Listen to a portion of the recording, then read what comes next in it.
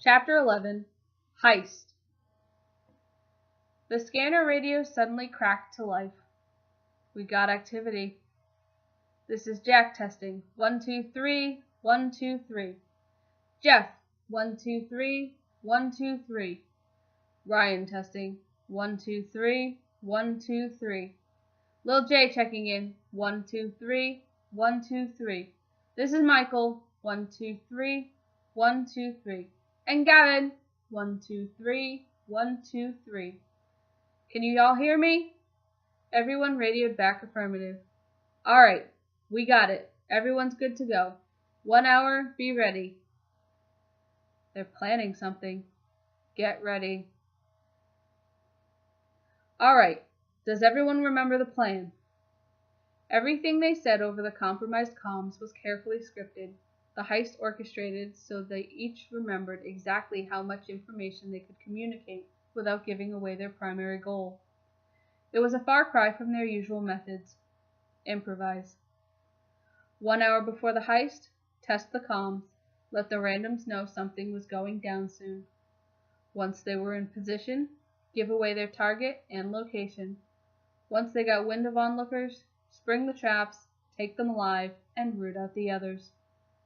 Michael's voice over the comms interrupted Ryan's train of thought, which had started to drift to what he would do when they finally caught the people responsible for Ray's death. Jack's on standby with the getaway car in the alley. Jeremy provides cover. You and Gavin break in and grab the jewels and money, and Ryan and I are on cop control on Portola Drive.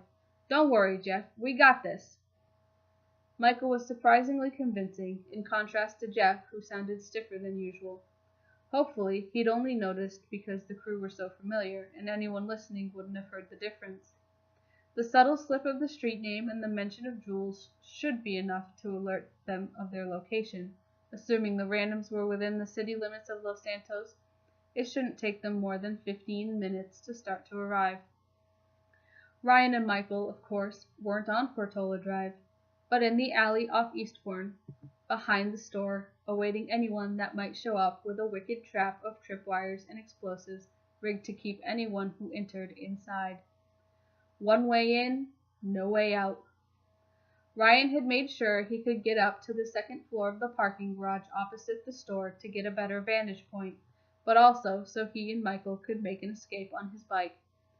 Jack was in the getaway car, not Michael's usual Roosevelt, the AH-mobile they used on heists like this, but a van with ample space for hostages, low-key enough not to be noticed on the main street where Jeff and Gavin would actually be making their escape.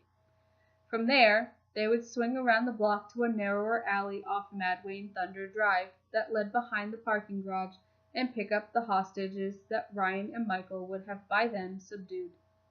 Meanwhile, Jeremy was posted on the taller roof adjacent to the jewelry store for surveillance and to provide cover.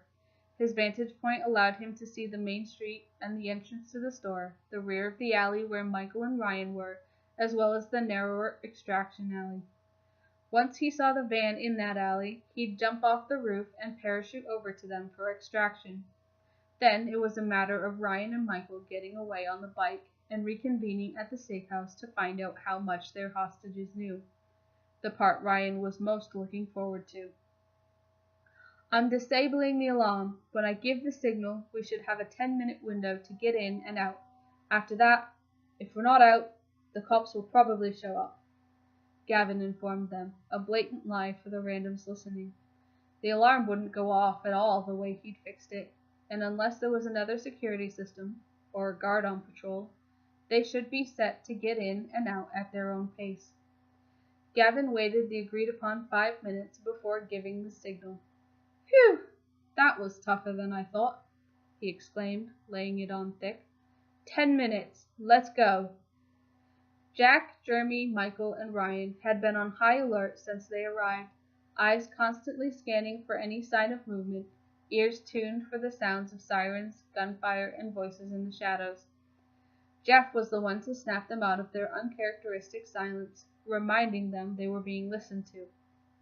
You guys are quiet as dicks tonight. Jeremy was the first to pick it up, repeating with a slightly questioning tone, Quiet as dicks? I suppose sticks are usually pretty quiet, commented Ryan. Gavin snickered. What if... Okay, you get $1,000,000, but every time you come, your penis screams. He giggled a little. I don't know about you guys, but usually when I come, it's inside my wife, Michael started. Ryan interrupted. But you'd think that'd muffle the sound. I don't think she'd appreciate it, though, Michael protested. Oh, God, I can't even imagine how horrible that'd make sex, Jeremy said, the cringe in his voice so audible Ryan could picture his face as he said it. The crew continued the conversation as Ryan scanned the alley for signs of life for the 30,000th time already. There was a flicker of movement, a shadow cast from behind him. He silently motioned his intent to Michael, who nodded as he climbed up to the second floor of the parking garage. There was no ladder outside, so he had to pull himself onto a guardrail and shimmy up a drain pipe to get to the second floor before climbing under another guardrail, but it wasn't too difficult a task, and there were stairs inside to make for an easy getaway should they need them. He hauled himself onto the second floor and carefully surveyed the room. Empty, save for his bike and a few cars left locked in for the night.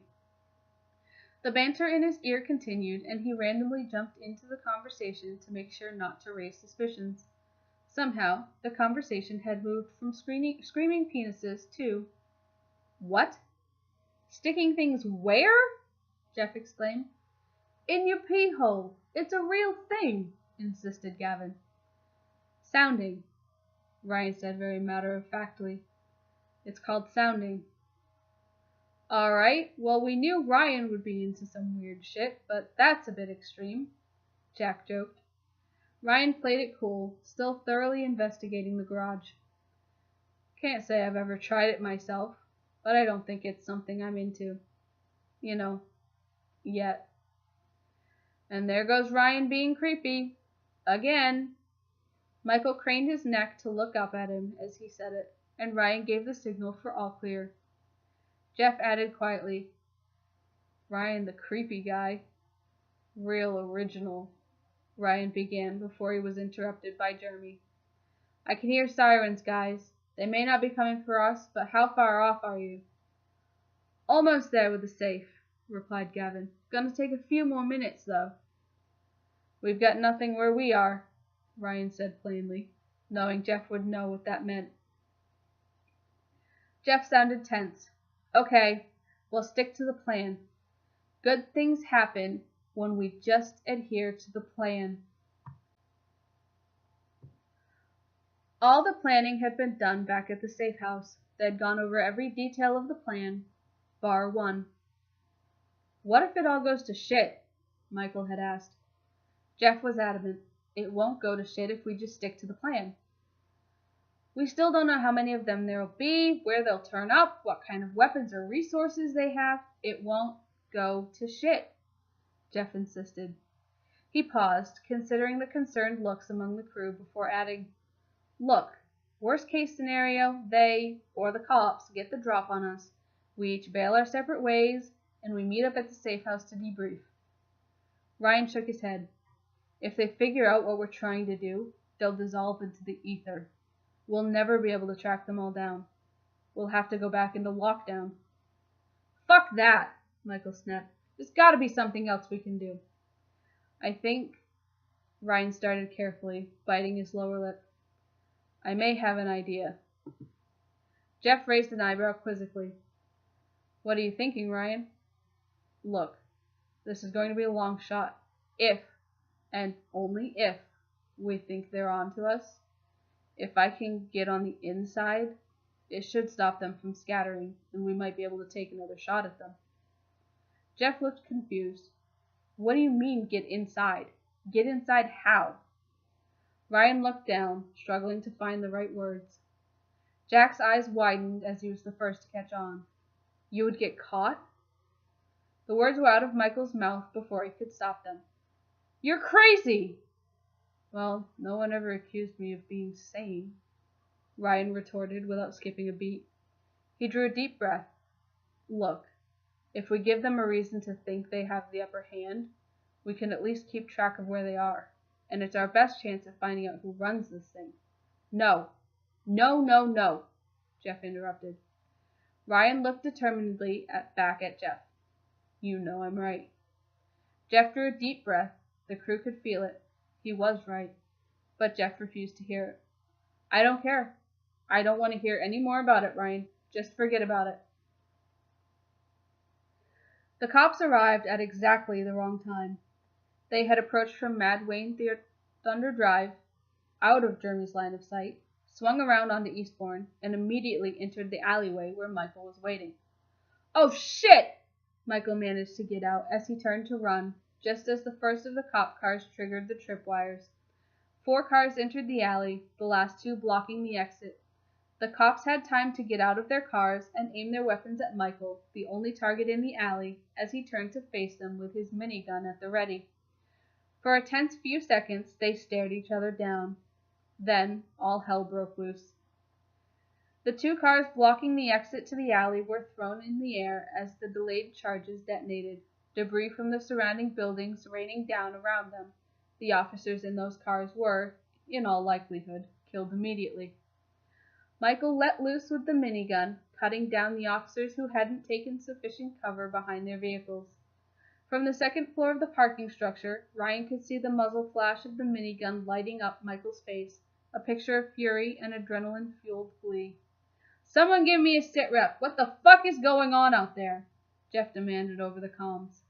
Jeremy had turned his attention to the alley and was sniping at the now trapped officers. "We got cops in the alley! Michael's lighting them up!" "Get some!" Michael was shouting, temporarily lost in the moment. With his RPG, Ryan took aim at the remaining officers in the alley that had sheltered just out of Jeremy's range.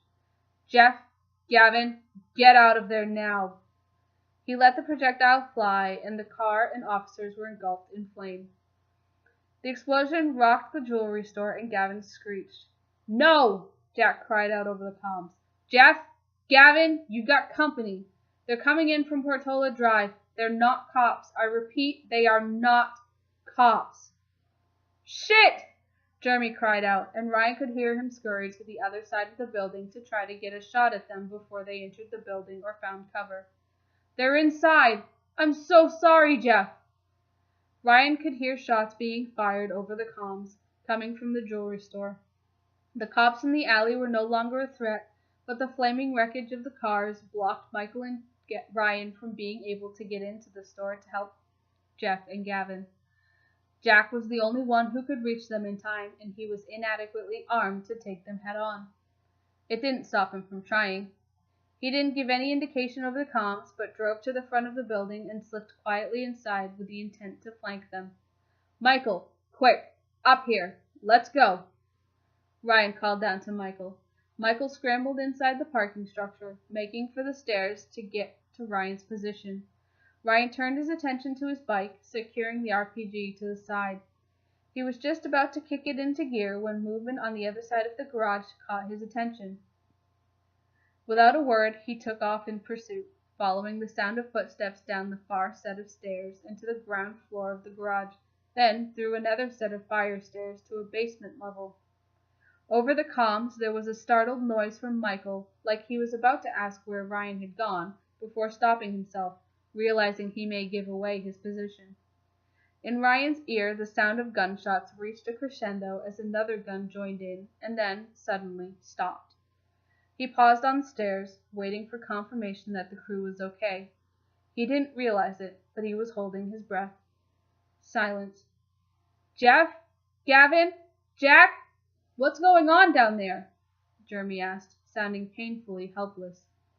"God damn, that was fucking close," Jeff's voice finally answered, out of breath. "We're okay." Ryan kept his voice low, so as not to be overheard by the people he had been pursuing on the other side of the door. "Any survivors?" "Negative," Jack replied firmly. "They didn't give us the option." "Damn." Ryan played the incident over in his head. They must have tipped off the cops.